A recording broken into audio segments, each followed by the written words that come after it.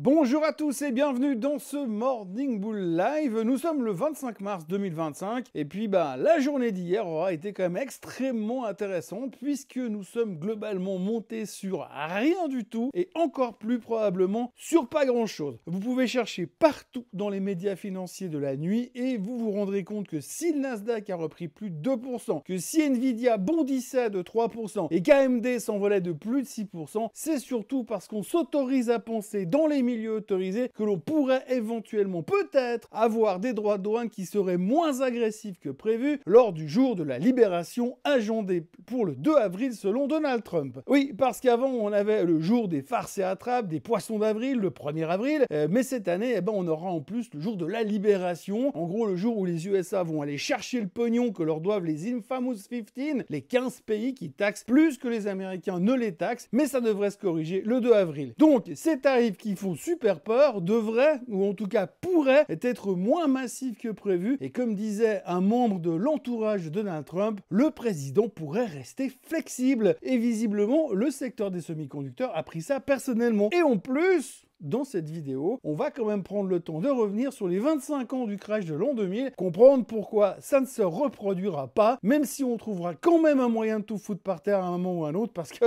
fondamentalement, on reste des humains.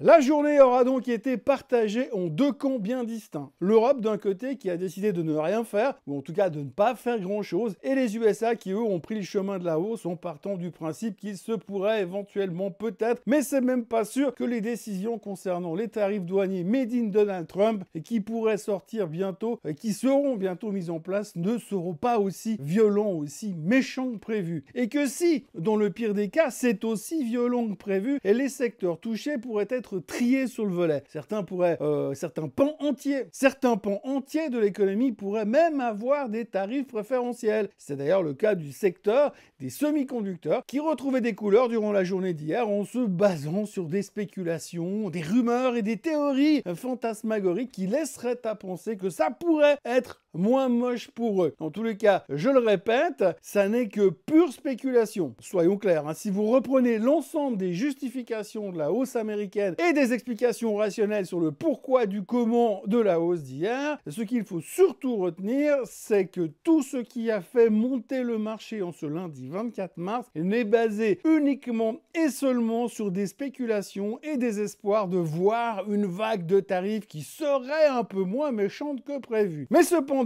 personne n'a vu un communiqué de presse officiel, aucun média n'a cité la parole anonyme de quelqu'un qui serait proche du dossier, aucun politicien n'a lâché de petites phrases assassines laissant supposer qu'il sait quelque chose et qu'on comprendra plus tard, nous, pauvres mortels. Non, hier, la hausse américaine, la hausse de 1,42% du Dow Jones, la hausse de 1,76% du S&P 500, la hausse de 2,27% du Nasdaq et la hausse de 3% sur le SOX ne se justifient uniquement par le fait que l'on s'autorise à penser, dans le monde merveilleux de la finance, que les tarifs qui seront annoncés la semaine prochaine ne seront pas si monstrueux que ça et que Trump pourrait faire preuve d'une certaine flexibilité vis-à-vis de certains partenaires commerciaux, que ce soit des pays ou que ce soit des secteurs. Mais on n'en sait strictement rien. Et tout, et je dis bien absolument tout, reste possible. Hier, les étoiles étaient donc clairement bien alignées et on a eu une très belle séance à Wall Street. Il suffirait cependant qu'un battement d'aile d'un papillon quelque part en Asie pour qu'on prenne la direction opposée dans les jours qui viennent. Les volumes étaient d'ailleurs misérables ce lundi, qui donne pas non plus une immense crédibilité à la solidité du rebond. D'ailleurs, la seule certitude que nous ayons à l'heure actuelle, c'est que le niveau d'incertitude est toujours très élevé et bien présent, et il est peut-être plus simple de prendre la séance d'hier comme une bonne nouvelle temporaire et de vivre pleinement le moment présent, tout en sachant que tout pourrait être vaporisé dans les heures qui suivent, connaissant l'excentricité du gouvernement Trump. La séance américaine aura donc été un carton complet, pendant que les Européens préféraient rester assis sur leurs mains en attendant que la météo s'améliore pour de vrai. Il faut dire qu'actuellement,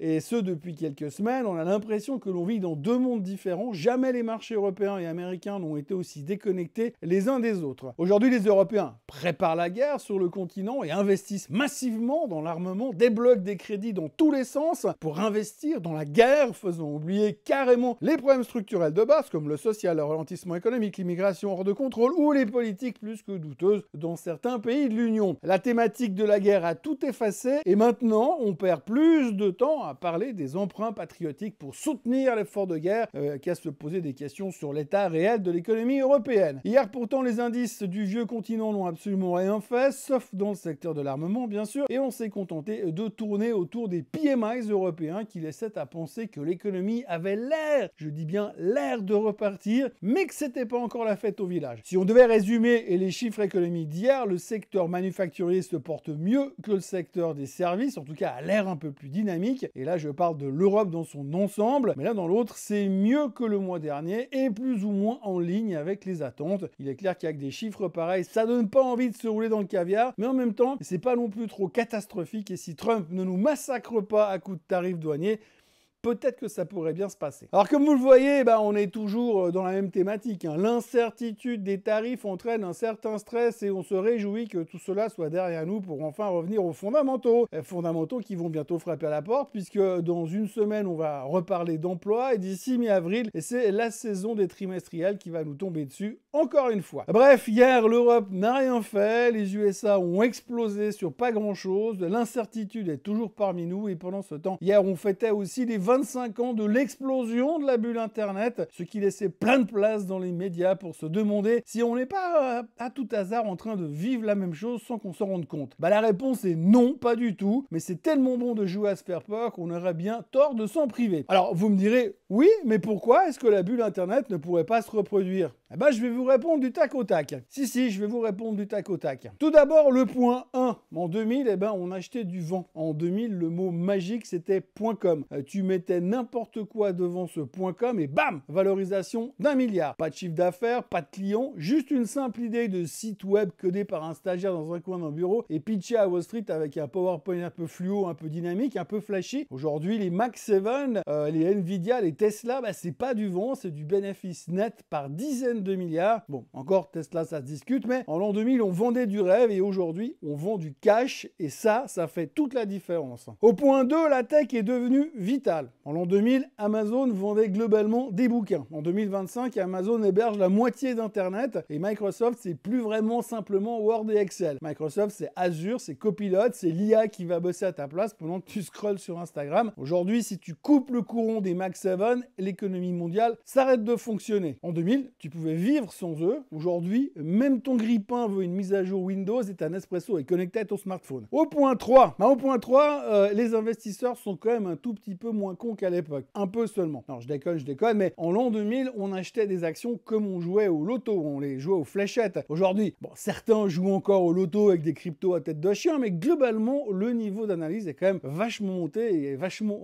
c'est élevé, on va dire. On regarde les marges, on regarde les revenus récurrents, le pricing power, les discounted cash flow. Bon, les discounted cash flow, on leur fait dire ce qu'on a envie de leur faire dire, mais peu importe, on les regarde quand même. Il y a encore des bulles, mais c'est des bulles qui s'appuient sur des choses un petit peu plus solides. Elles sont quand même moins fragiles. Au point 4, les autorités ont mis des barrières. Depuis l'an 2000, les régulateurs se sont réveillés, la SEC a serré les boulons. Bon, ils ont encore un peu dérapé dans les années 2007-2008, mais globalement, ils ont fait des efforts. Les IPO doivent être plus transparentes, les comptes sont audités, et les magouilles genre on vend du vide avec un bon pitch et des PC en carton, ça passe quand même vachement moins facilement. Alors oui, on a vu en 2021 l'arrivée des SPACs, souvenez-vous, mais ça n'a pas duré très très longtemps, ça s'est rapidement repété la gueule. Le marché a la mémoire très très courte, mais globalement, il y a quand même des filets de sécurité qui nous sauvent les fesses. Au point 5, et ça c'est important, cette fois, il y a des profits. Les sociétés, c'est makingpognon.com et plus brassagedair.ch. En l'an 2000, Cisco valait 500 milliards de market cap et faisait 5 milliards de profit. Aujourd'hui, Nvidia vaut plus de 2000 milliards, soit, mais ils font 30 milliards de profit avec une croissance de débile mental. C'est quand même un tout petit peu plus crédible que ce qu'on avait à l'époque. Alors, c'est pas juste on paye cher, cher, mais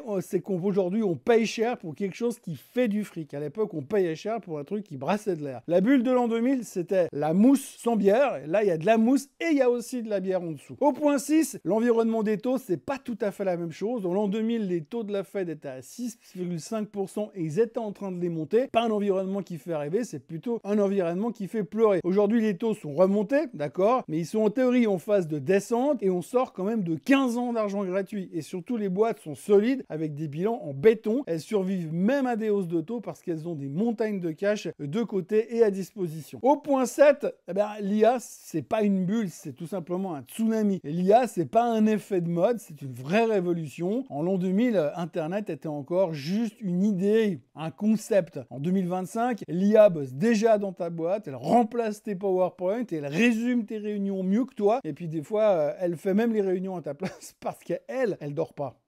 Alors oui, bien sûr, il y aura de la spéculation, oui, certaines boîtes vont se péter la figure, mais le socle, lui, quand même, il est vachement réel. Durable, transformateur, Terminator. I'll be back. En conclusion, donc, pas vraiment un replay de l'an 2000, mais un remix possible, parce que ça, on peut jamais l'exclure. Alors, est-ce que le crash de l'an 2000 va revenir? Non, bien sûr, trop de choses ont changé. La solidité des entreprises, la maturité des marchés, la rentabilité, les taux, l'infrastructure technologique. Mais est-ce qu'on peut avoir un nouveau crash sous une autre forme? Ça, oui, bien sûr, parce que l'humain reste l'humain. On s'excite, on exagère, on suit la foule comme des lemmings. Alors non, ce sera probablement pas un point .com cette fois. Mais alors par contre, ça peut largement être un point .ai ou un point .eth ou voire un point Trump. Alors voilà, tout ça pour vous dire que c'est pas parce qu'on a 25 ans que ce crash de l'an 2000 à 25 ans qui va se reproduire. Et là, vous avez 2-3 arguments pour vous défendre. Côté pétrole, là on a eu des choses un peu plus officielles puisque Donald Trump, encore lui, a déclaré qu'il allait coller 25% de droits de douane sur toutes les importations de chaque pays qui aurait l'outrecuidance d'acheter du pétrole vénézuélien. Et visiblement, le locataire de la Maison-Blanche a décidé de se faire le gouvernement vénézuélien qui est en place. Pour se faire, il tape là où ça fait mal, le porte-monnaie.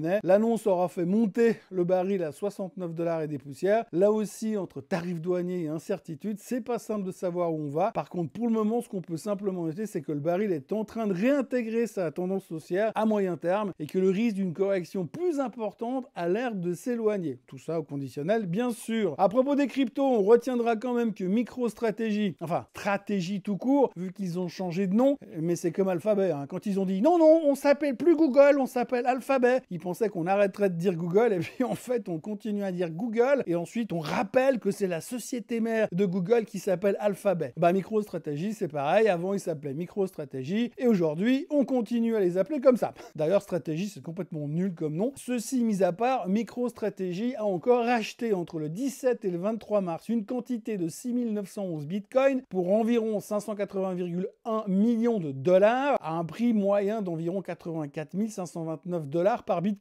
À l'heure actuelle, la société détient un total de 506 137 bitcoins et le trade prenait 10% hier pour fêter ça. Pas vraiment en accord avec les mouvements du bitcoin, mais enfin, c'est comme ça. Et si on se penche sur les autres nouvelles du jour, oui, parce que la bonne nouvelle du moment, c'est qu'il y a aussi d'autres nouvelles qui nous permettent de sortir un peu de la thématique des tarifs. Et donc, parmi ces autres nouvelles, on retiendra que Tesla a explosé de plus de 10% hier. C'est donc la 4e séance de hausse consécutive pour la société d'Elon Musk. Le fait que tout le monde le déteste est en train de s'estomper un peu et on se rend compte également que chaque jour qui passe, nous nous rapprochons de la mise en action des voitures autonomes, ce qui devrait faire monter le titre à au moins 10 000 milliards de market cap si le plan se déroule sans accroc. En tous les cas, une chose est certaine depuis quelques jours, les acheteurs retail sont revenus en masse sur l'action et la conjonction de cet état de fait et puis aussi parce qu'on s'autorise à penser que le nouveau software, le FSD, FSD c'est pour Full Self Driving, serait probablement mis en place prochainement en Chine, et du coup ça a permis au titre de s'envoler hier et depuis le 11 mars on signera quand même que Tesla a repris 30%. Autrement, on notera que le CEO d'Adobe vient d'acheter un énorme paquet d'actions de sa société. C'est pas un exploit en soi, mais le marché aura noté qu'il le fait pas souvent et qu'il a toujours été très fort au niveau timing. Et vu que le titre s'est fait défoncer lors de la dernière publication trimestrielle, on se dit qu'il y a peut-être un truc à gratter en partant du principe que ce monsieur est très fort au niveau du timing de l'achat. Il y a aussi Supermicro qui s'est fait downgrader par Goldman Goldman Sachs. La banque d'affaires est donc passée sur sell, estimant que SMCI n'a plus l'avantage concurrentiel du début et qu'il doutait fortement qu'ils puissent atteindre leurs objectifs pour 2025. Ensuite, le plus grand fabricant de voitures électriques au monde et rival de Tesla, BYD, a annoncé un bond de 34% de son bénéfice net et le chiffre d'affaires a augmenté de 29%, dépassant ainsi clairement les estimations des analystes. Le titre a pris 5,7% hier soir à New York. Et puis Intuitive Machines a pris 30% après avoir montré une guidance légèrement en dessous des attentes, mais par contre, comme ils ont annoncé qu'ils espéraient rentrer dans les chiffres noirs d'ici 2026, le marché a bien aimé. Difficile de se faire une idée de ce que pourrait rapporter l'espace sur le moyen terme, mais hier c'était la fête au village chez Intuitive Machines. Et puis ce soir, GameStop va publier ses chiffres trimestriels. Si on en croit les analystes, il n'y a absolument rien à attendre du côté core business de GameStop, c'est mort. En revanche, il y a pas mal de spéculations sur ce qu'il pourrait éventuellement annoncer comme nouveau business autour des cryptos. Et côté chiffres du jour, comme prévu, on aura la confiance du consommateur ce soir aux USA, des chiffres qui sera très intéressant à observer. Et puis il sera également très intéressant de voir comment le marché va le prendre, ce chiffre-là. Il y aura également l'IFO en Allemagne aujourd'hui, et puis on retiendra quand même qu'hier soir, il y a monsieur Bostich, le patron de la Fed d'Atlanta, qui a annoncé que selon ses calculs perso, la Fed baissera les taux qu'une seule fois cette année à cause de, je cite, une inflation qui est un peu chaotique. Et visiblement, là tout de suite, on dirait que les marchés sont tamponnes, les futurs sont tout de même en baisse de 0,2%, et pour le moment, depuis minuit, Trump ne s'en est pris à personne. Voilà, petite journée, mais grosse réflexion quand même. Les marchés sont toujours noyés dans l'incertitude et ça risque d'être long jusqu'au 2 avril. Et encore, c'est même pas sûr que ça s'arrête le 2 avril. En attendant, n'oubliez pas de vous abonner à la chaîne Swissquote en français, de liker cette vidéo, de la partager, de la commenter. Et puis nous, comme d'habitude, on se retrouve demain pour un nouveau Morning Bull Live. Merci à tous et très très bonne journée. Bye bye.